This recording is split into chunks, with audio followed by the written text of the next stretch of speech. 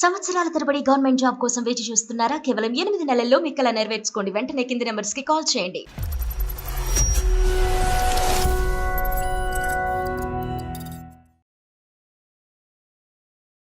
నాకు మ్యారేజ్ అయ్యి 2 years అవుతుంది సార్. అప్పట్లో వేరే అమ్మాయితో క్లోజ్ గా ఫోటో దిగి ఉన్నారు సార్.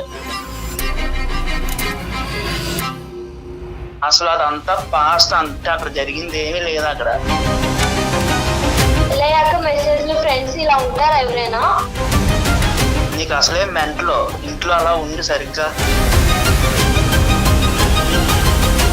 కాసేపు ఆ అమ్మాయి పిచ్చిదే అనుకోండి. మంచిది కాబట్టి మీరాకి ఎందుకు వస్తుందని ఇంట్లో చూసుకోవడం మానేసి మామూలుగా ఉండదండి చెప్తున్నాను. మీరు చేసినంత చేసి మళ్ళీ పిచ్చి అంటారేంటి? నువ్వు ఆఫీస్కి వెళ్ళినప్పుడల్లా ఫోన్ కాల్స్ మాట్లాడుకుంటూ ఉంటారు. నువ్వు నా ఫ్రెండ్ అనుకుంటూ మెసేజ్లు పంపించుకుంటారు. మరి రమేష్కి అది ఓకే అయితే కనుక మాకు ఓకే. నా బతుకు ఎలా అయిపోయిందంటే 2 పెద్దలు మధ్య శాండ్విచ్ లో అయిపోయిందండి నా బతుకు. ఇప్పుడు అటు పక్కనేమో ఆ పిల్లేమో నాతో మాట్లాడకుండా అది బతకలేదు, నా డిప్రెషన్ వచ్చాక నువ్వు ఒక్కడే నాకు అంటది. ఇక్కడ ఈ పిల్లేమో అనుమానం పక్షేది. నువ్వు పదే ప్రశ్నించేటటువంటి నీ భార్య దెయ్యమా, లేదంటే అవతల సైడ్ ఉండేటటువంటి అమ్మాయి నిన్ను వదలకుండా, నీ ఫ్రెండ్షిప్ వదలకుండా నేను ఉండలేను, నువ్వు నన్ను వదిలేస్తే నేను చచ్చిపోతాననే అమ్మాయి దెయ్యం. ఇప్పుడు ఈ రెండిట్లో ఏది వదిలేయటం నీకు ఈజీ? ఇద్దరు దెయ్యాలనేనండి, కానీ ఆ పిల్లల్ని ఈజీగా వదిలించుకోవచ్చు అండి. నా ఫ్రెండ్ కానీ ఆ ఫ్రెండ్ నన్ను వదలట్లేదు కదండి, ఇంకా దెయ్యంలో పట్టుకు తీడుతుందని. నిజంగా మొగుడికి తెలిస్తే కనుక ఇదే యాటిట్యూడ్ కంటిన్యూ అవుతుందా? నీకు బంగారం లాంటి భార్య వచ్చింది, నువ్వు శాండ్విచ్ అనుకో, నువ్వు ఒక్క అమ్మాయి చేతిలో నలిగిపోతున్నావు, నీ భార్య చేతిలో నువ్వేం నలిగిపోవట్లే.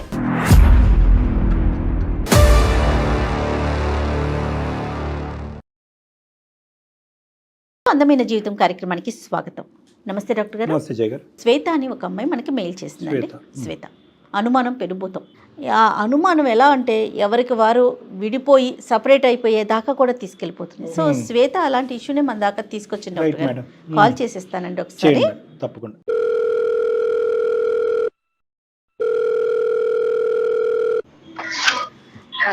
హలో నమస్తే అండి శ్వేత గారండి. శ్వేత నేను జయాని సుమన్ టీవీ అందమైన జీవితం ప్రోగ్రామ్ నుంచి కాల్ చేస్తున్నాను. మేడం. ఎస్, మీరు పంపించిన మెయిల్ చూసానండి. నాతో పాటు డాక్టర్ కళ్యాణ్ చక్రవర్తి గారు కూడా ఉన్నారు స్టూడియోలో. ఒకసారి అమ్మ శ్వేత నమస్తే అమ్మా. నమస్తే సార్. చెప్పినన్నా ఏంటి సమస్య, ఎవరిది? నాకు మ్యారేజ్ అయ్యి 2 years అవుతుంది సార్. నీది అరేంజ్డ్ మ్యారేజా, లవ్ మ్యారేజా, ఏంటి? మీ వారు ఏం చేస్తుంటారమ్మా శ్వేత? తను సాఫ్ట్వేర్ జాబ్ లో చేస్తారు మ్యామ్. మీరేం చేస్తుంటారు? నేను పెళ్లికి ముందు జాబ్ చేశాను మ్యామ్, తర్వాత మానేశాను.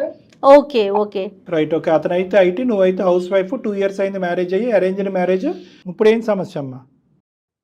ఒక రోజు మా ఫ్రెండ్ ఫోన్ చేసి ఒక పిక్ పంపించింది సార్. మీ ఫ్రెండ్ ఎవరికి, నీకు పంపించిందా? అవును సార్, నాకే పంపించింది. ఆ పిక్ మీ హస్బెండ్ కదా అనేసి అడిగింది. ఆ పిక్ లో వేరే అమ్మాయితో ఫోటో దిగి ఉన్నారు సార్. వేరే అమ్మాయితో క్లోజ్ గా ఫోటో దిగి ఉన్నారు సార్. మీ వారి ఫోటో అది? మా వారు సార్. ఆ అమ్మాయికి ఫేస్బుక్ లో దొరికిందంట మేము.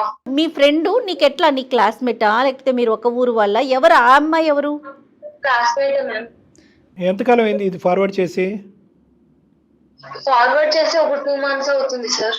2-3 ఫోటోస్ ఉన్నాయి సార్. ఒకే అమ్మాయితోనా? ఒకే అమ్మాయితో సార్. అంటే అవి చూసినప్పటి నుంచి నా బ్రెయిన్ అసలు ఏం పనిచేయట్లేదు సార్. నాకు ఏం చేయాలో అసలు ఏం అర్థం కావట్లేదు. ఎవరికి చెప్పాలో ఏం అడగాలో నా పరిస్థితి ఏంటో నాకే అర్థం కావట్లేదు సార్.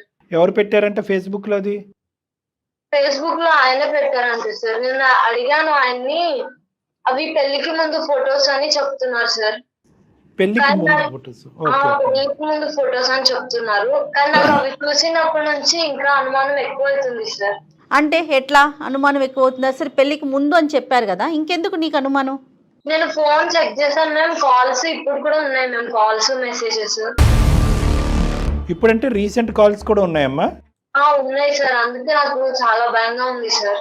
ఇవి ఎవరికి చెప్పాలో ఏంటో ఏం అర్థం కావట్లేదు. సరే, మా వరకు చెప్పావు కాబట్టి ఆలోచిద్దాము. దాని గురించి అంత భయపడి బెదిరిపోవాల్సిన అవసరం లేదు. ఫోటోలు అయితే పాతవే అని నమ్ముతున్నావు, కానీ కాల్స్ మెసేజెస్ అయితే కనుక రీసెంట్గా ఇప్పటి వరకు ఉన్నాయి కాబట్టి ఇప్పటికి కూడా వాళ్ళు అదే పరిధిలో ఉన్నారనేది నీ భయము, ఆలోచన, అనుమానం. మరి మీ భర్తను అడిగావమ్మా? అడిగాను సార్. ఏమన్నాడు అతను? అతని పేరమ్మా? రమేష్ సార్. శ్వేత రమేష్. ఏమన్నాడమ్మా అలా అడిగితే? పెళ్లికి ముందు ఫొటోస్ అని చెప్తున్నాడు సార్. సరే, ఫొటోస్ అయితే పెళ్లికి ముందు, మరి కాల్స్ ఇవన్నీ ఎందుకట మాట్లాడుతున్నారు ఇప్పటికి? అవన్నీ ఏం చెప్పట్లేదు మ్యామ్ సరిగ్గా. నాతో గొడవపడి ఇప్పుడు ఏం మాట్లాడట్లేదు సార్. నాకు నేను అడగడం తప్పు అంటున్నారు. అది సో క్లారిటీ ఇవ్వకపోగా నీతో మాట్లాడటమే తప్పు తగ్గించేశారు. అంటున్నాడు. నువ్వు అడగటం తప్పని అంటున్నారు. అవును సార్. పోనీ అట్లీస్ట్ ఇప్పుడు ఏమీ లేదనేది అయితే బలంగా చెప్తున్నాడు కదా. ఇది ఒకనాటి అంశం, ఇప్పుడు కాదు, పెళ్లికి ముందు అనేది. పోనీ ఆ పెళ్లికి ముందు ఎంతకాలం ఆ ప్రయాణం జరిగింది? తన పాస్ట్ లవ్ స్టోరీ గురించి ఎప్పుడన్నా చెప్పాడా నీకు? అలాంటిదేం నాకు చెప్పలేదు సార్. మరి ఇప్పుడు ఏంటమ్మా పరిస్థితి ఏంటి? ఇప్పుడు ఏమని చెప్పాలనుకుంటున్నావు? మమ్మల్ని ఏం చెయ్యాలని ఆశిస్తున్నావు? ఆ మెసేజ్లు అవన్నీ చూసిన తర్వాత నేను ఎలా నమ్మాలి సార్? నాకేం అర్థం కావట్లేదు. ఈ విషయాల గురించి మా ఇంట్లో వాళ్ళకి చెప్తే వాళ్ళు నువ్వే ఏదో ఒకటి చెయ్యి అనేసి చెప్తున్నారు సార్. నువ్వే మార్చుకోవాలి అనేసి అంటున్నారు సార్. పేరెంట్స్ వరకు తెలిసినా కూడా వాళ్ళ దగ్గర నుంచి పెద్ద హెల్ప్ లేదు నీకు. అవును సార్. నేను నువ్వే ఎలా adjust- నమ్మాలి సార్ ఆయన్ని? ఇప్పటి వరకు మెసేజ్లు కాల్స్ వెళ్తున్నాయి. మరి మాట్లాడుతున్నాడు, మెసేజెస్లో కమ్యూనికేషన్ ఉన్నాడు అనేటటువంటిది ఈ రోజు వరకు అంశమా? ఇంకా ఇప్పటికి కూడా అతను ఫోన్ చెక్ చేస్తే అవే బయటపడుతున్నాయా?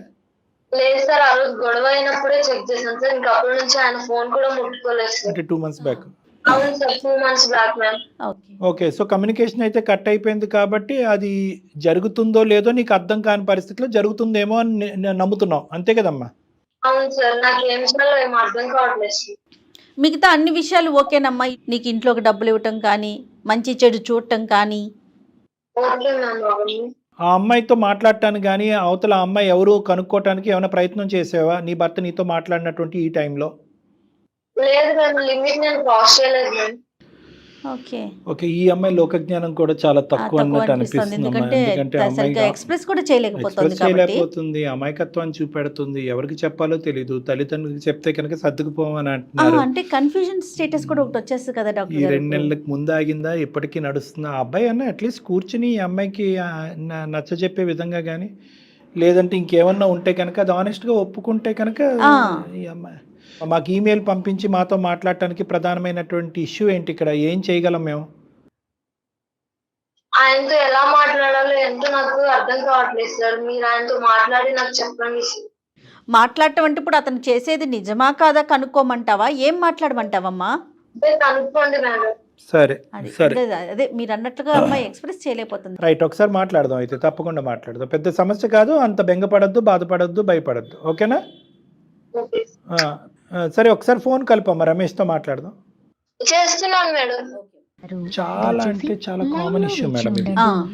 కొత్తగా పెళ్ళైనటువంటి ఒక ఆడపిల్లకి కానీ అబ్బాయికి కానీ కొత్తగా జీవితం ప్రారంభించినప్పుడు అభద్రత భావం అనేది ఒకటి ఉంటుంది, ఇన్సెక్యూరిటీ అనేది ఉంటుంది. హలో హలో హలో హలో, అస్తమాను ఎందుకు ఫోన్ చేస్తాను? నేను ఆఫీస్ లో ఉంటాను కదా, ఇంకా నాకు పని ఏం లేదంటే నీ ఫోన్లు తప్ప. ఇప్పుడు ఎందుకండి ఇలా అంటున్నారు? ఇంకా అస్తమాను అలా ఫోన్లు చేయక అర్థమవుతుందా? అలా అనకండి. మరి ఇంకేమనమంటావు? నీకు అసలే మెంటలో ఇంట్లో అలా ఉండి సరిగ్గా ఫోన్లు చేయక అస్తమానికి నాకు ఆఫీస్ ప్రెజర్, నీ ప్రెజర్ ఎక్కువైపోతుంది. తెలిసినంత మీరు చేసి ఇప్పుడు ఎందుకు ఇలా అంటున్నారు? ఏం చేశాను? నేను చెప్పాను కదా ఆల్రెడీ, అదంతా పాస్ట్ అని. పెళ్లి అయిన తర్వాత అసలు ఏం చేయలేదని చెప్పాను కదా. నువ్వు నా మాట వినడం మానేసి ఎవరు ఊరు ఇల్లు చెప్పిన వాళ్ళు ఎన్ని వింటా నా మీద పడి తింటున్నావు నువ్వు. అవన్నీ మెసేజ్ ఎందుకండి మరి? అసలు అదంతా పాస్ట్, అంతా ఏమీ లేదు అక్కడ. ఆ అమ్మాయి మెసేజ్లు పెడుతుంది, ఫ్రెండ్లీగా ఉండమని చెప్తుంది, అంతే. అక్కడ జరిగింది ఏమీ లేదు అక్కడ. నేను బాగానే చూసుకుంటున్నాను, బాగానే ఉంటున్నావు కదా, ఇంకేంటి నీ బాధ?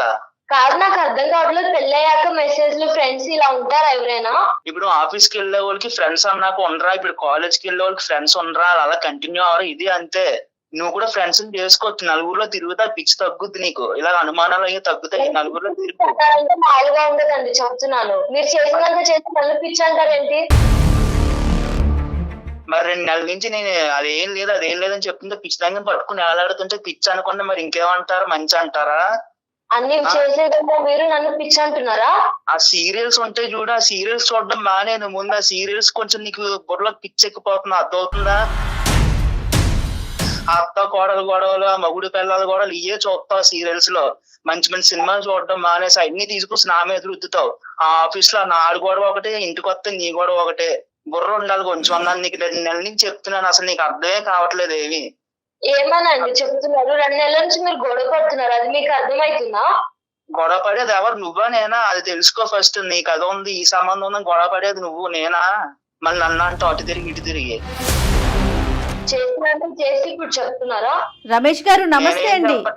రమేష్ గారు, హలో హలో రమేష్ గారు నమస్తే అండి. సారీ అండి, మేము బ్యాక్ ఎండ్ లో ఉండి మీ మాటలన్నీ వింటూ ఉన్నాం. నేను సుమన్ టీవీ అందమైన జీవితం ప్రోగ్రామ్ నుంచి జయానండి. చెప్పండి. నాతో పాటు డాక్టర్ కళ్యాణ్ చక్రవర్తి గారు కూడా ఉన్నారు. శ్వేత, మీ పర్మిషన్ తీసుకోకుండా మీతో మాట్లాడుతున్నాం, మరోలా అనుకోవద్దు. శ్వేత మమ్మల్ని అప్రోచ్ అయింది, మా కార్యక్రమానికి తనకు చిన్న లెటర్ రాసింది, మెయిల్ పెట్టింది. ఏమండి, ప్రపంచంలో బోల్డ్ కుటుంబాలు, ఒక్కొక్క కుటుంబానికి ఒక్కొక్క సమస్య. ఇక్కడ ఏమీ లేనిది పిచ్చిదాని సమస్య మీకు ఒక పెద్ద సమస్య. సరే సరే, అది పిచ్చి సమస్య మంచి సమస్య అది మాట్లాడదాం, కానీ సమస్య కదా నాన్న రమేష్, అది ఎవరి సమస్యలకి ఎక్కువ కదా. నాకు బోల్డ్ సమస్యలు ఉన్నాయండి, ఇప్పుడు అన్ని చెప్పుకుంటా కూర్చుంటే ఎవరు తీరుతారు? ఆ బోల్డెన్ సమస్యలు ఏమండి? ఒకటి రమేష్ గారు, అన్ని బోల్డెన్ సమస్యలు వినే ఓపిక ఓర్పు సహనం మాకు లేదు, అంత టైం కూడా లేదు. లేనప్పుడు మేము చెప్పమని మిమ్మల్ని బలంతో పెట్టడం. ఇక్కడ సమస్య ఇద్దరిది కాబట్టి, ప్రధానంగా శ్వేతది సమస్య కాబట్టి తన తరపుని మిమ్మల్ని మాట్లాడాలని అనుకుంటున్నా, కానీ రమేష్ నీ సమస్యలు ఏంటి బాబు అని మేము అడగలేదు, అడగదలుచుకోలేదు. కాసేపు ఆ అమ్మాయి పిచ్చిదే అనుకోండి, కానీ ఈ అంశాల గురించి అమ్మాయి పిచ్చిదే మీకు తెలియట్లేదు. పిచ్చిది కాబట్టి మీరాకి ఎందుకు వస్తాను ఇంట్లో చూసుకోవడం అనేసి అక్కర్లేదమ్మా నాన్న. నువ్వు రమేష్ కొద్దిగా మాటలు జాగ్రత్త. మేము అనేది ఏంటంటే, మాకు చేసే వాళ్ళందరూ పిచ్చి వాళ్ళు ఏమీ కాదు, మతిస్థిమితం మతి భ్రమించినటువంటి వాళ్ళు కాదు. జీవితంలో కొన్ని అంశాల్లో ఓడిపోయి కొన్ని సాధక బాధకాలు తట్టుకోలేక ఏ దిక్కును చెప్పుకోవాలో తెలియక మా వరకు చేరినటువంటి బాధితులు. చెప్పుకోవాలో తెలియపోతే వచ్చి రోడ్డు మీద స్టూడియోస్ లో కూర్చొని చెప్పుకుంటారండి, ఇంట్లో చెప్పుకోవడం మానేసి. కాదు, ఇప్పుడు ఏం చేద్దాం అంటావు? సరే, స్టూడియో వరకు వచ్చింది. నా ఆఫీస్ లో బోర్డు ప్రెజర్ లో ఉంటే మా మేనేజర్ రోజుకో ప్రాజెక్ట్ చేయమంటారు, నేనే స్టూడియోలో కూర్చొని చెప్పుకోనండి అవన్నీ. అది నెక్స్ట్ ఎపిసోడ్ లో మాట్లాడుకుందాం. అప్పుడు నువ్వు కూడా స్టూడియోలోకి వచ్చి మాట్లాడేది. చూడలేదు, ఇప్పుడు కూర్చుందిగా ఇప్పుడే చెప్పండి నాకు ఇప్పుడు ఏం చేయాలి అసలు. అసలు ప్రాబ్లం అమ్మాయిది కాదండి, నాది ఆ ప్రాబ్లం. రైట్ వింటున్నారండి? వింటున్నా. నువ్వు ఆగితే మేము మాట్లాడదాం అని చెప్పి నేను మాట్లాడండి. ప్రాబ్లం అమ్మాయిది కాదండి, నాదండి ఇక్కడ ప్రాబ్లం. Very good. విను ఒక్క నిమిషం రమేష్, వింటావా? సమస్య ఇద్దరిది కాబట్టి మీకు ఫోన్ చేసాం. నువ్వు తప్పు చేసావనో నువ్వు నేరస్తుడు అనేటటువంటి మాట మేము అనలేదు, అనం కూడా. ఎందుకంటే కనుక మాకు ఇప్పుడుకొచ్చి నిజాలు ఏంటి అనేది మాకు తెలియదు. ఆ అమ్మాయి తరపున మేము ఏమీ మాట్లాడట్లేదు. ఒక సిచ్యువేషన్కి ఒక క్లారిటీ తీసుకొస్తే ఈ 2 years పాటు జరిగినటువంటి మీ ప్రయాణం సాఫీగా స్మూత్గా ముందుకెళ్ళి నలుగురు మధ్యలో పరువు పోకుండా ఉండేటటువంటి విధంగా చేసేటటువంటి ప్రయత్నమే మా ప్రయత్నం. ఇప్పుడు నేను బాధితుడిని అంటున్నావు కదా, నువ్వు ఎలా బాధితుడు అనేటటువంటిది మేము ఎక్కడ మిమ్మల్ని బ్రేక్ చేయం, ఆపం. నువ్వు ఎలా బాధితుడు, నువ్వు ఎలా ఇబ్బంది పడుతున్నావు నీ వర్షన్ చెప్పు, మేము వింటాం. పెళ్ళై 2 years అయిందండి, అందంగా ఉండాలి కదండి. ఎవరో వాళ్ళ ఫ్రెండ్ అంటండి ఏదో ఫేస్బుక్ లో ఫోటోలు పంపిందంటండి. ఎవరు ఫోటోలు అవి? అనుమానం. ఎవరు ఫోటో? నాదిను నా ఫ్రెండ్ దండి.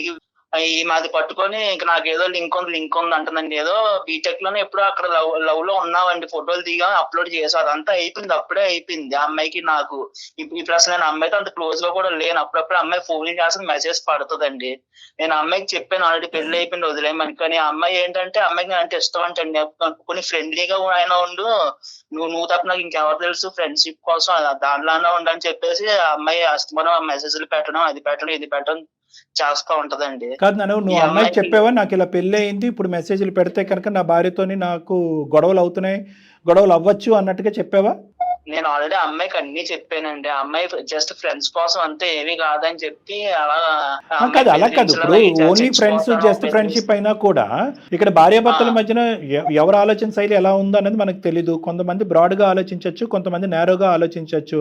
అందులో ఏంటంటే నీ భార్యకి పెద్ద అంత లోకజ్ఞానం అంత ఇంగితం ఉన్నట్టుగా నాకు అనిపించట్లేదు. ఆ అమ్మాయి కొద్దిగా నేరో మైండ్, ఆ అమ్మాయి ప్రపంచం చాలా చిన్నది అన్నట్టు అనిపిస్తుంది. అందులో అనుమానాలు రావడానికి అవకాశం ఎక్కువ ఉంటుంది. అది 2 years బట్టి నువ్వు కూడా 2 years బట్టి నువ్వు బాగా పసిగట్టి ఉండొచ్చు ఈ అమ్మాయికి లోకజ్ఞానం తక్కువనే. అలాంటప్పుడు అమ్మ మహాతల్లి నువ్వు దూరంగా ఉండు, ఫ్రెండ్షిప్ కాస్త అయిపోయింది, ఇప్పుడు అవి ఏమీ వద్దు, ఈ మెసేజ్లు ఏమాత్రం నా భార్య చూస్తే ప్రాబ్లం అవుతుందని మీరు కొద్దిగా గట్టిగా వారించుంటే ఆ అమ్మాయి ఆపేసి ఉండేదేమో కదా. ఏమండి, ఇప్పుడు నా ఫ్రెండ్ ఆ అమ్మాయి చచ్చిపోతాను నేను, నాకు బాధలు అవి చెప్పుకోవడానికి నువ్వు తప్ప ఇంకెవరు లేరు నాకు కాలేజీలో, కానీ అంతా నీతోనే కదా, నాకు ఎవరు లేరు, ఫ్రెండ్లీగానే ఉండు, నాకు కనీసం రిఫ్రెష్ గా ఉంటది మైండ్ అని చెప్తుంది. మధ్యలో మీ జీవితం కదా నాశనం అవుతుంది. ఆ అమ్మాయికి మ్యారేజ్ అయిపోయిందా? ఆ అమ్మాయికి మ్యారేజ్ అయిపోయింది, భర్త ఉన్నాడు, 2 పిల్లలు కూడా ఉన్నారండి. అయినా కానీ నీతో మాట్లాడటానికి ఇష్టపడుతుంది, మరి భర్తకు తెలియకుండానే మాట్లాడుతుంది ఆవిడ. భర్తకు తెలుసా తెలీదా మరి నాకు తెలియదండి. మరి అది చాలా ఇంపార్టెంట్, నువ్వు క్లారిటీ తెచ్చుకోవాలి. లేదంటే మీ వైఫ్తో పాటు ఇంకోటి మొదలవుతాడు నీ వెనకాతల పట్టానికి. ఇప్పుడు మీ వైఫ్ అంటే ఇంటి వ్యవహారం, అది పర్లేదు. ఎందుకురా బాబు నా భార్యతో తెలియకుండా మాట్లాడుతున్నావు అని చెప్పి అక్కడ ఆవిడకో 2 వాయించి నీ మీదకి వచ్చాడు అనుకో, పరిస్థితి ఇంకో విధంగా ఉంటుంది. ఇప్పుడు మీ వైఫ్ కాబట్టి మీరు 100 సార్లు పిచ్చిదానివి అంటున్నారు. ఎవరు ఊరుకుంటారండి తన ముందు మీరు అట్లా మాట్లాడుతూ ఉంటే? ఎప్పుడైతే మ్యారేజ్ అవుతుందో రమేష్కి ఎంతైతే ఫ్రెండ్ అవుతుందో ఆ అమ్మాయి శ్వేతకు కూడా అంతే ఫ్రెండ్ అవ్వాలి, మన ఇంటికి తీసుకురావాలి, పిలిపించాలి, మాట్లాడుకోవాలి, ఒక కామనాలిటీ తీసుకురావాలి, లిమిటేషన్స్ ఉండాలి. ఒకరికి ఇష్టం లేకుండా ఇంకొకరు పదే కాల్ చేసి మెసేజ్లు పెడితే అది పద్ధతిగా ఉండదు. భార్య దగ్గర నుంచి దాచిపెట్టి ఫోన్ కాల్స్ మెసేజ్లు పెట్టుకుంటే అది పద్ధతిగా ఉండదు. ప్రైవేట్గా బయటకు వెళ్ళి కలిస్తే అది అస్సలు పద్ధతిగా ఉండదు. ఇటువంటి లిమిటేషన్స్ ఫ్రెండ్షిప్ అనేటటువంటిది ఉండొచ్చు, కానీ నేను చెప్పినటువంటి ఈ 4-5 కండిషన్స్ ఉంటేనే అది ఫ్రెండ్షిప్ కింద యాక్సెప్ట్ అవుతుంది. లేదంటే అనవసరమైనటువంటి శ్వేత లాంటి వ్యక్తులకి అనవసరమైనటువంటి అనుమానాలు వస్తాయి. అదే ఫ్రెండ్షిప్ అదే పద్ధతిని శ్వేత కంటిన్యూ చేస్తే కనుక రమేష్కు తెలియకుండా పెళ్ళైన 2 years తర్వాత ఫ్రెండ్షిప్పే, నీ మాటల్లోగా అది ఫ్రెండ్షిప్, ఇంకేమీ ఉండదు. వాళ్ళిద్దరు బయట కలవటం కానీ ఇంకోటి ఉండదు. జస్ట్ అప్పుడప్పుడు నువ్వు ఆఫీస్కి వెళ్ళినప్పుడల్లా ఫోన్ కాల్స్ మాట్లాడుకుంటూ ఉంటారు, నువ్వు నా ఫ్రెండు అనుకుంటూ మెసేజ్లు పంపించుకుంటారు. మరి రమేష్కి అది ఓకే అయితే కనుక మాకు ఓకే. అది ఓకే ఎలా అవుతుందని చంపేస్తాను అలాంటినే చేస్తే, అలాంటి ఎలా చేస్తాను పెళ్ళి. నీకో పుస్తకం అమ్మాయికో పుస్తకం, ఆడవాళ్ళకి ఒక న్యాయం మగవాళ్ళకి ఒక న్యాయం, అది వర్తించదా? న్యాయం కాదండి. నా బతుకు ఎలా అయిపోయిందంటే 2 పెద్దల మధ్య శాండ్విచ్ లో అయిపోయిందండి నా బతుకు. ఇప్పుడు అటు పక్కనేమో ఆ పిల్లేమో నాతో మాట్లాడకుండా అది బతకలేను, నా డిప్రెషన్ వచ్చేస్తుంది, నువ్వు ఒక్కడే నాకు అంటది. ఇక్కడ ఈ పిల్లేమో అనుమాన పక్షి అండి. శాండ్విచ్ లో 2 విచ్చులు ఉన్నాయి, అటో దెయ్యం ఇటో దెయ్యం. ఇప్పుడు ఎవరు నీకు పెద్ద ప్రాబ్లం అనేది నువ్వు తేల్చాలి కదా. ఇప్పుడు నువ్వు పదే ప్రశ్నించేటటువంటి నీ భార్య దెయ్యమా, లేదంటే అవతల సైడ్ ఉండేటటువంటి అమ్మాయి నిన్ను వదలకుండా, నీ ఫ్రెండ్షిప్ వదలకుండా నేను ఉండలేను, నువ్వు నన్ను వదిలేస్తే నేను చచ్చిపోతాననే అమ్మాయి దెయ్యమా? ఇప్పుడు ఈ రెండిట్లో ఏది వదిలేయటం నీకు ఈజీ? ఇద్దరు దెయ్యాలనేనండి, కానీ ఆ పిల్లల్ని ఈజీగా వదిలించుకోవచ్చు అండి నా ఫ్రెండ్. కానీ ఆ ఫ్రెండ్ నన్ను వదలట్లేదు కదండి, ఇంకా దెయ్యంలో పట్టుకు పీడింతుందండి. ఇక్కడ ఈ పిల్లేమో నన్ను అర్థం చేసుకోదండి. ఇప్పుడు మీరు చెప్పండి. రమేష్ ఒక్కటి నాన్న, ఇద్దరు దెయ్యాలైతే కనుక అది ఎలా అవుతుంది? ఇప్పుడు ఈ అమ్మాయి నిన్ను ప్రేమించి ఇప్పుడు ఇష్టపడి పూర్తిగా 110% నమ్మి నీ దగ్గరకు వచ్చినటువంటి ఒక అమ్మాయి. ఈ అమ్మాయి బ్యాక్గ్రౌండ్లో ఎటువంటి తప్పు లేదు, ఫోర్గ్రౌండ్లో అసలు తప్పు లేదు, ఆ అమ్మాయి మీద ఎటువంటి మచ్చ లేదు. ఆ అమ్మాయికి లోకజ్ఞానం తెలియకపోవటం వల్ల న్యాయంగా ఒకే ఒక ప్రశ్న అడుగుతుంది. ఏం అడుగుతుంది? మా ఆయన అక్రమ సంబంధాలు పెట్టుకుని తిరిగేస్తున్నాడండి అని అనట్లేదు. మా ఆయన నాకు క్లారిటీ ఇవ్వట్లేదండి, మాటలు ఆపేశాడు. ఏ రోజు నుంచి అయితే ఫోటోలుని మెసేజ్లు ఫోన్ కాల్స్ దొరికినాయో ఆ రోజు నుంచి మాటలు ఆపేయటం వల్ల ఈ కథ అక్కడితో ఆగిపోయిందా కంటిన్యూ అవుతుందా అనేది నాకు తెలియట్లేదు అనేది ఒకటి చెప్తుంది. రెండో అంశం ఏంటి? ఎవరైతే నీ ఎక్స్ ఉందో ఈ అమ్మాయికి అంత హెడ్ స్ట్రాంగ్ ఏంటి నాకు అర్థం కాదు, అంత యాటిట్యూడ్ ఏంటి? నిజంగా మొగుడికి తెలిస్తే కనుక ఇదే యాటిట్యూడ్ కంటిన్యూ అవుతుందా? నువ్వు బ్రతకగలవా? ఆ అమ్మాయి బ్రతకగలదా? పబ్లిక్గా 2 కుటుంబాలు ఎదుర్కొంటే చెప్పగలరా మీరిద్దరుని?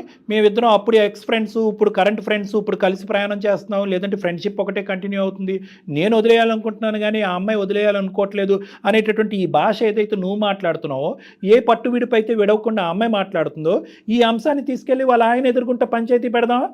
లెక్క ఇట్టే తేలిపోతుంది. ఈ వేషాలన్నీ వేయొద్దని చెప్పు. ఎందుకు చచ్చిపోతుందంట? ఏమనుకుని చచ్చిపోతుందంట? అనుకున్నారు, వర్కౌట్ అవ్వలేదు లవ్ స్టోరీ, పెద్దలు ఒప్పుకోవట్లేదు కాబట్టి అంగీకరించారు. ఈ పెళ్లి నువ్వు చేసుకున్నావు, ఆ పెళ్లి ఆ అమ్మాయి చేసుకుంది, కథ సుఖాంతం. ఇంకా చక్క పిల్లలు ఉన్నారని చెప్తున్నావు. పెద్దల గురించి ఒక తీర్పు, పెద్దలు లేనప్పుడు ఇంకో తీర్పా? అంటే పెద్దలు పెళ్లి చేసుకోమన్నారు కాబట్టి ఇరువైపులా అరేంజ్డ్ మ్యారేజ్ చేసుకున్నారు. అరేంజ్డ్ మ్యారేజ్ చేసుకున్న తర్వాత మళ్ళీ మీ లవ్ స్టోరీ కంటిన్యూ అవ్వాలనుకుంటుందా? ఎలా వర్కౌట్ అవుతుంది? అప్పుడు వరకు ఉన్న లవ్ స్టోరీ సడన్గా ఫ్రెండ్షిప్ కింద ఎలా మారుతుంది? మీకు పాత జ్ఞాపకాలు గుర్తుకురావా? పాత ఆలోచనలు గుర్తుకురావా? రేపో మాపో మీ ఆవిడతో ఒక చిన్న గొడవ అవుతుంది, ఇప్పుడే అవుతుంది. అప్పుడు ఆ అమ్మాయి స్వీట్గా అనిపించదా? ఆ అమ్మాయికి అలా ఆయనతో గొడవ అవుతుంది, అప్పుడు నువ్వు స్వీట్గా అనిపించవా? సో కాబట్టి ఇవన్నీ అనవసరమైన తలనొప్పులు, తెలియనితనము, ఇమ్మెచ్యూరిటీ, వయసు లేకపోవటం, అనుభవం లేకపోవటం. ఇంకా ఇప్పటికీ కూడా మీ ఆవిడ పిచ్చిది కాదు, నువ్వు పిచ్చోడివి. నిజంగా నువ్వు పిచ్చాడు. ఎందుకంటే కనుక నేనేలా పిచ్చోడిని ఇప్పుడు చెప్తా రమేష్, చెప్తాను. చేసేసారండి, లేదు చేసేలేదు. కాదు విను. పెళ్ళైన తర్వాత పిచ్చోళ్ళు ఆటోమేటిక్ గా అవుతారండి, వాళ్ళు చేస్తారు నాకు తెలుసు. విను వాళ్ళు చేయటం ఏమి కాదు. నీకు అటువైపు నుంచి ఆ అమ్మాయి వాయిస్తుంది కదా, ఇటువైపు నుంచి ఈ అమ్మాయి వాయిస్తుంది కదా, ఆ అమ్మాయి వాయింపు ఎలా కట్ చేయాలి అనేటటువంటిది తెలుసుకోవటం చేయగలటం చాలా ఈజీ. నీకు నెంబర్స్ బ్లాక్ చేసేయచ్చు, సోషల్ నెట్వర్క్ బ్లాక్ చేయొచ్చు. నువ్వు బ్లాక్ చేయటం అనేది నీకు అభ్యంతరం కాదు. ఆ అమ్మాయి ఎక్కడ ఊరేసి చచ్చిపోద్దా అనేది నీ భయం కదా. అవునండి, రైట్ పద. ఆ అమ్మాయి చచ్చిపోతానంటుందండి, అదే నా భయం. మళ్ళీ ఇప్పుడు ఆ పిల్ల చచ్చిపోతే అది వచ్చి నా నెత్తి మీద కూర్చుంటారు ఆ చావు కేసు. అదెందుకు నాకు, ఉన్న కేసుతోనే చచ్చిపోతున్నారు, ఆ కేసు ఎందుకు నాకు? నన్ను ఎందుకు పెళ్లి చేస్తున్నాడు సార్? అలాంటప్పుడు ఆమె చచ్చిపోతుందని ఆమె గురించి ఆలోచిస్తున్నాడు కానీ నా భవిష్యత్తు గురించి ఆలోచించట్లేదు. మా ప్రశ్న కూడా అదేనే తల్లి. అసలు నా బతుకు ఎలా అయిపోయిందంటే, అక్కడ ఆ పిల్లని వదిలించుకోవాలని, ఇక్కడ ఈ మట్టి పొరకు నేను చెప్పలేని, ఈ పిల్లకి చెప్పిన అర్థం కాదు. అమ్మాయి మట్టి బొర్ర అయితే నీది పెంట బొర్ర. ఏం మాట్లాడుతున్నావు? ఎందుకు ఆ మాటలు ఎందుకు? అసలు ఫస్ట్ ఈ పిల్ల ఫ్రెండ్ అని అనాలండి. అసలు ఆ పిల్ల ఫేస్బుక్ తిప్పడం ఎందుకు? నా ఫోటో ఆ పిల్లకి దొరకడం ఏంటి? ఆ ఫోటో తీసుకొచ్చి ఈ పిల్లకి ఇవ్వడం ఏంటి? రమేష్ వింటావా? ఫేస్బుక్ లో పెట్టి మీరు అలానే అంటారా? ఊరుకొని ఉంటారా? మీరు చెప్పండి. మీలాగా నేను కూడా ఫోటోలు దిగి ఫేస్బుక్ లో పెడతాను. ఫేస్బుక్ లో పెట్టడం అంటే అడుగుతామండి ముందు. చెప్పండి, ఇన్నిసార్లు నన్ను పిచ్చిదాని అంటున్నారు కదా, మిమ్మల్ని చేసుకొని నిజంగానే పిచ్చిదాని అయిపోయా. అంట నోటుకు వచ్చినట్టు మాట్లాడతా. నువ్వు చక్కగా ఎంజాయ్ చేస్తున్నావు అమ్మాయితో మాట్లాడుకుంటా. ఎంజాయ్ ఏం ఎంజాయ్? పక్కన ఏదో పక్క నువ్వు శాండ్విచ్ అయిపోయింది నా బతుకు. ఏం ఎంజాయ్ ఉంది ఇక్కడ నా బతుకులో? తర్వాత బ్యాండ్విచ్ అవుతుంది. కానీ నిజంగా నువ్వు అమ్మాయిని లవ్ చేసేటట్టు అయితే కనుక ఆ అమ్మాయిని పెళ్లి చేసుకోలేకపోయావా? ఈ అమ్మాయిని ఎందుకు ఈ అమ్మాయిని 2 years బ్యాక్ పెళ్లి చేసుకుని అందరినీ మోసం చేస్తున్నావు? ఇంట్లో ఒప్పుకోలేదండి. ఒప్పుకోకపోతే అది నీ దొరద, నీ ప్రాబ్లము, నీ చేతకాంతనం. ప్రేమించిన వాడు పెళ్లి వరకు ఆ అమ్మాయిని తీసుకెళ్ళకపోయావు కాబట్టి నువ్వు తప్పు అనేటటువంటి కళ్ళలో ఉన్నావు కాబట్టి, పరిధిలో ఉన్నావు కాబట్టి తప్పును అంగీకరించాలి. సరే, ఇప్పుడు నువ్వు తప్పు చేసావని మేము అనట్లేదు. కనెక్షన్ అయితే తెగదెంపు చేసుకోలేకపోతున్నాను, ఎందుకంటే ఆ అమ్మాయి నన్ను హింస పెడుతుంది, నా ప్రాబ్లంకి సొల్యూషన్ చెప్పండి అని నువ్వు మమ్మల్ని అడగాలి. అంతేగాని పదే పదే మట్టి బుర్ర, పిచ్చిది, మెంటల్ది ఇలాంటి మాటలు అంటే కనుక మర్యాదగా ఉండదు రమేష్. నీ సమస్యకు కూడా పరిష్కారం చెప్తాం. ఆ అమ్మాయి పిచ్చి పిచ్చిగా మాట్లాడితే కనుక ఆ అమ్మాయితో మేము ఇప్పుడే ఫోన్ కలిపి ఆ అమ్మాయి సంగతి ఏంటో అనేది చెప్తాం. ఎందుకు చచ్చిపోతుందంట? పెళ్లి చేసుకుని 2 పిల్లలు కనుక చచ్చిపోవటానికి పాత ప్రేమలు గుర్తు తెచ్చుకుని చేసేటటువంటి దొంగ పనులు ఆ అమ్మాయికి కూడా మేము బుద్ధి చెప్తాం. నువ్వు ఆ అమ్మాయి విషయంలో ఏమీ ఆలోచించవలసినటువంటి అవసరం లేదు రమేష్. నీకు బంగారం లాంటి భార్య వచ్చింది. నువ్వు శాండ్విచ్ అనుకో, నువ్వు ఒక్క అమ్మాయి చేతిలో నలిగిపోతున్నావు, నీ భార్య చేతిలో నువ్వేం నలిగిపోవట్లే. మీలాగా నేను చేస్తే మీరు ఊరుకోనే ఉంటారా చెప్పండి? మీలాగా నేనేం తిరగట్లేదు. అసలు ఆ చేయటమే తప్పంటే మళ్ళీ అతనిలాగా చేయటం ఏంటంటావు నువ్వు ఒకదానివి? శ్వేత, తప్పు చేస్తే ఆడోళ్ళు చమ్మిక్కయ్యి ఇప్పుడు మగోడు తప్పు అంటారు మీరు. నేను ఎక్కడ తప్పు చేశాను? నువ్వు ఆడజాతి మొత్తాన్ని బయటకు లాగమాక గానీ. నువ్వు ప్రేమించినటువంటి అమ్మాయి గురించి నువ్వు పోరాడలేక దిక్కుతోచినటువంటి పరిస్థితిలో ఒక అరేంజ్డ్ మ్యారేజ్ చేసుకుని ఆ అమ్మాయిని ఇప్పుడు వదిలించుకోలేక చిక్కుముడి సంస్థ నువ్వు బాధపడుతున్నావు. ఇది స్వయం కృతాపాత్యం. నువ్వుగా సృష్టించుకున్నటువంటిది.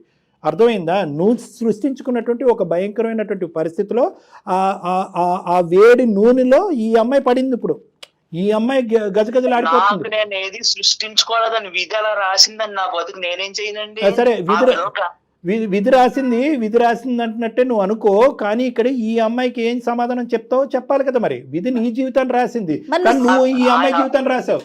కాదు డాక్టర్ గారు, నువ్వు మరి సరి చేసుకోవాలనుకుంటున్నావా? విధి రాసింది, పో నీ భాష ప్రకారమే మాట్లాడదాం. విధే రాసింది అనుకుందాం. మరి నీ జీవితాన్ని నువ్వు సరి చేసుకోవాలనుకుంటున్నావా, అనుకోవట్లేదు? అది చెప్పు రమేష్. నేను ఖచ్చితంగా సరి చేసుకోవాలని అనుకుంటున్నాను, కానీ ఆమె అమాయకత్వంతో, ఆమె ఏంటంటారు అలాగా నా అనుమానాలతోటి నన్ను అలా హింసిస్తుంది. నేనేం చేయను రమేష్. ఆ పరిస్థితుల్లో ఎవరున్నా అలాగే చేస్తారమ్మా. అనుమానం ఎలా అవుతుంది అయ్యా? ఉన్నదే కదా. నువ్వు ఫోన్ కాల్స్ మాట్లాడకుండా మాట్లాడింది అంటుందా? మెసేజ్లు పంపించకుండా పంపించిందని అంటుందా? ఫోటోలు చూడకుండా ఫోటోలు ఉన్నాయని అంటుందా? అన్నీ ఉన్నవే కదా. నీ వర్జన్ ఏంటంటే స్లోగా ఆ ప్రేమను కట్ ఆఫ్ చేసేస్తున్నానండి, అవతల ఆ అమ్మాయి నుంచి వచ్చే థ్రెట్ తట్టుకోలేక. కానీ యువతలు నిలబడినటువంటి భార్యకి ఏమనిపిస్తుంది? అప్పుడు స్టోరీ ఇప్పుడు కూడా కంటిన్యూ అవుతుంది అన్నట్టే మాట్లాడుతుంది. సో కాబట్టి ఏంటంటే ఆ అమ్మాయి షూస్ లో ఒక్కసారి నిలబడి ఆలోచించు. ఇప్పుడు అయింది ఏదో అయిపోయింది, పాస్ట్ ఈజ్ పాస్ట్ అండి. ఇప్పుడు ఆమె బాధపడుతుంది, నేను బాధపడుతున్నాను. ఇప్పుడు ఏం చేయమంటారు చెప్పండి? Very good. ఇప్పుడు దారిలోకి వచ్చా, మంచిగా చెప్తాను, మంచిగా విను. ఏమీ ప్రాబ్లం లేదు. ఈజీగానే ఇలాంటి కొన్ని 100,000 కేసులు చేసినటువంటి అనుభవంతో మేము చెప్తున్నాము. ఇక్కడ ఎవరు సూసైడ్ చేసుకోరు, ఏదో జరిగిపోతుంది అని కూడా నేను అనుకోవట్లేదు. అర్థమైందా? ఎందుకంటే ఆ అమ్మాయికి కూడా ఒక బరువు ఉంది, ఒక బాధ్యత ఉంది, ఒక కుటుంబం ఉంది, చక్కటి భర్త ఉన్నాడు, ఓకే, 2 పిల్లలు ఉన్నారు. ఆ అమ్మాయికి కూడా ఆలోచింపజేసేటటువంటి విధంగా నేను జయ మేడం మేము తర్వాత నీ ఫోన్ పెట్టేసిన తర్వాత ఆ అమ్మాయితో ప్రత్యేకంగా మేము ఫోన్లో మాట్లాడతాం. ఫోన్లో మాట్లాడి ఆ అమ్మాయి కొద్ది పద్ధతి నేర్పిస్తాం, కొద్దిగా అరికట్టేటటువంటి ప్రయత్నం నేర్పిస్తాం, నయానో భయానో చెప్దాం, కొద్దిగా ఆలోచన బ్రెయిన్లో పెడతాం. Right sir. ముందుగా ఇక్కడ ఒక పాయింట్ మాకు ఈమెయిల్ పంపించినటువంటి శ్వేత అర్థం చేసుకోవాలి. ఇక్కడ ఏంటంటే నీ భర్త ఒకానొక ప్రేమికురాలతో మాట్లాడాడు. ఎందుకు మాట్లాడాడు? ప్రేమను ఏమి కంటిన్యూ చేయట్లేదు. అవతల వైపు ఆ అమ్మాయి పెట్టేటటువంటి థ్రెట్ భరించలేక ఆ అమ్మాయి నో అని ఒకేసారి కట్ చేసేస్తే ఎటువంటి అఘాయిత్యానికి పాల్పడుతుందో అనేటటువంటి భయంతో అతను స్లోగా కట్ చేసేటటువంటి ప్రయత్నం చేస్తూ ఈ లోపలే ఈ ఫోటోలు బయటపడి ఆ మెసేజ్లు ఫోన్ కాల్స్ నీకు కనిపించడం జరిగింది. కాబట్టి నీ భర్త పెళ్ళయిన తర్వాత నీతో సిన్సియర్గానే ఉన్నాడు. ఫస్ట్ నువ్వు ఆ మెంటల్లీ అది తీసేసాయి. ఎటొచ్చి ఈ అమ్మాయితో ఫ్రెండ్షిప్ లేదు, రిలేషన్షిప్ లేదు, ఇది మొత్తం ఎలా కట్ చేయాలి అనేటటువంటిది పెద్దలుగా మేము ఆలోచిస్తాం. అర్థమైందా? అర్థమైంది సార్. ఇప్పుడు ఇవన్నీ నమ్మొచ్చా సార్ ఆయన చెప్పినవన్నీ? అది చెప్తాను, వినండి. నమ్మచ్చమ్మా, నమ్మచ్చు. ఎందుకంటే దానికి సంబంధించినటువంటి ఎంక్వైరీ కానీ దానికి సంబంధించినటువంటి బ్యాక్గ్రౌండ్ వర్క్ కానీ మేము కూడా చేస్తాము. ఆ తర్వాతే మేము నీకు ఖచ్చితమైనటువంటి ఒక నిర్ణయాన్ని మేము చెప్తాం. అర్థమైందా? అందు గురించి నేనేమంటున్నాను, ఎక్కడితో కథ కంచికెళ్ళింది రమేష్, నువ్వు అమ్మాయిని మర్చిపో, నీ భార్యతో ఉండు అని అనట్లేదు. ఆ అమ్మాయితో కూడా మేము ఫోన్లో మాట్లాడతాము అని చెప్తున్నాను. అర్థమైందా? రమేష్, నువ్వు ఒక్కడవే లేవు. శాండ్విచ్ ఆవిచ్చు ఏమీ లేదు. మనందరం ఒకే టీము, ఒకే ఫ్యామిలీ. నేను జయ గారు మేమిద్దరం కూడా ఆ అమ్మాయితో ఈ ఫోన్ కాల్ అయిపోయిన తర్వాత ఆ అమ్మాయితో మేము మాట్లాడతాం.